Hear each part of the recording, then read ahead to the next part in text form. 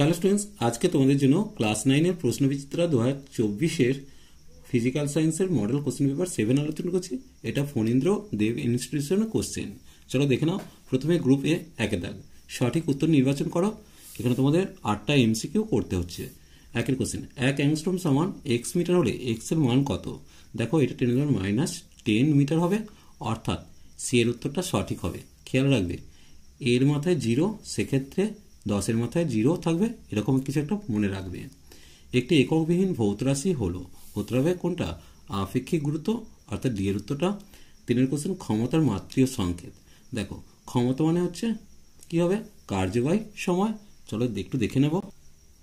তাহলে কার্যবাহী সময় হবে, তাহলে কার্যের মাত্রা কি হবে? বল গুণিত সরণ, অর্থাৎ ml⁻²⁻2 গুণিত এল। সেক্ষেত্রে ml²⁻2 হচ্ছে কার্যের মাত্রা, সেটা লিখলাম, বাই টি করে দিলাম। তাহলে একটা টি আবার উপরে উঠছে, তাহলে মাইনাস এখানটা 3 হবে, তাহলে ml²⁻3 এটাই হচ্ছে মাত্রা। তাহলে এক্ষেত্রে সি এর উত্তরটা সঠিক। 2 কেজি ভরের কোনো বস্তুর উপর ক্রিয়া করে 1 মিটার পার সেকেন্ড স্কোয়ার ত্বরণ উৎপন্ন করতে পারে যে বল, তাহলে আমরা জানি F = ma। তাহলে এম এর মান হচ্ছে 2 আর এর মান হচ্ছে 1, অর্থাৎ 2 নিউটন হবে। তাহলে সেক্ষেত্রে সি এর উত্তরটা সঠিক।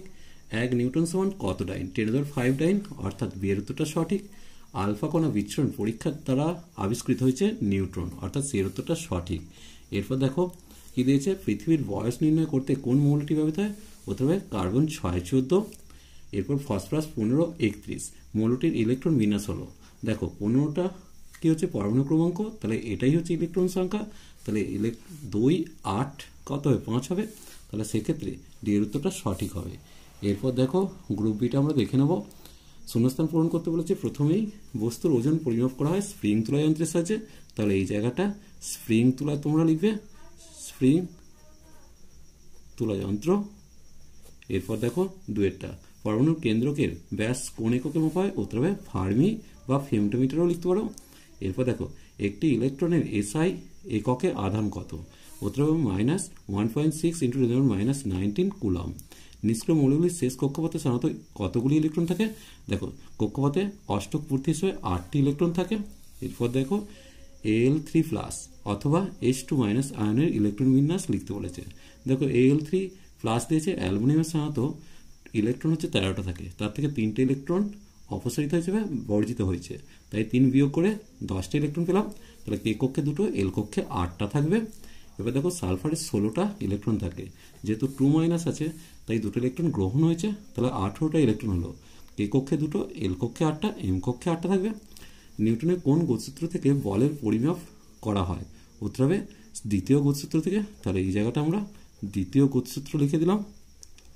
একটু খেয়াল রাখবে, প্রথম গতিসূত্র থেকে বলের সংজ্ঞা পাওয়া যায়, আর দ্বিতীয় গতিসূত্র থেকে বলের পরিমাপ করা হয়। এরপর 6-এর কোশ্চেন, বেগ সময় লেখচিত্রের নতি ত্বরণ রাশিকে নির্দেশ করে, তাহলে এই জায়গাটা ত্বরণটা লিখবে। একটি স্পর্শহীন বলের উদাহরণ দিতে বলছে, উত্তর হবে মহাকর্ষ বল বা চৌম্বক বল, যে কোনো একটা লিখবে। এরপর দেখো সত্য মিথ্যা করতে বলছে, পরমাণুর সবচেয়ে ভারী কণা হলো প্রোটন, এটা মিথ্যা হবে। সবচেয়ে ভারী কণা হচ্ছে নিউট্রন।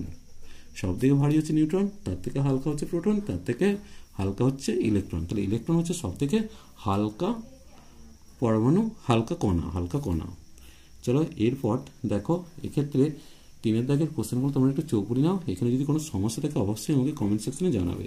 এখানে তোমাদের একটা কোশ্চেন দিয়েছে, প্রদত্ত রাশির একক লিখতে বলেছে, রোধ হচ্ছে ওহম, চাপ হচ্ছে পাস্কাল, দীপন প্রবল হচ্ছে ক্যান্ডেলা, আর কম্পাঙ্ক হচ্ছে হার্জ।